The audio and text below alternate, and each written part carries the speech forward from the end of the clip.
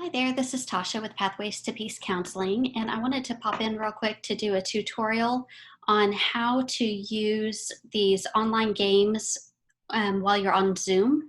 So I am on Zoom right now, and I am going to share my screen, and up pops my game. This is on Google Slides, and this game is called The Wishing Well, and it is a solutions-focused game that focuses on um, how to look at the bright side of things and how to work on strengths and goal setting. Um, so the way that you play this game is each player will choose which pawn they want to use. And so if you are playing with somebody on a desktop, you can share your mouse and they can interact with the screen. If you're playing with somebody who is just on a phone, then you're going to have to do the work from your computer. Um, so if you hit the instructions link, it will take you to this slide that tells you the instructions on exactly what you're doing. And then the blue arrows will always take you back to the beginning. The spinner will take you to a link, and I have it up here. And so you can choose how many numbers. So if you want this game to take a while, you can say that you only want 3. If you normally, I usually use a dice with games, so I would have it on 6.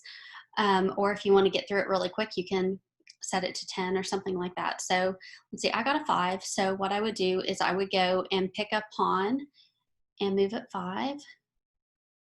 And then whenever you click on the picture, you follow the link there and it will ask the question. So tell about a time you were able to resolve conflict at home. So I would answer that, or if that's my clients, they would answer it. And then we'll click back here. And then we just keep going around the board and answer as many questions as we want. And it's helpful. So let's pick another player to be red. So 1, 2, 3. You can take as much time as you want to with these questions. There's no rush. If a client says something that you might think is surprising, then you might sit and talk about it for a while. Like, what is one goal you could achieve this month? And say they really wrestle with it and they um, maybe have a hard time even making up their mind what a goal is. You could take some time to evaluate that. Or, I mean, you can just scoot right through it. So with younger kids, I will sometimes kind of tailor it down a little bit and make it a little bit more simple. With older kids, I might ask additional questions to go with it.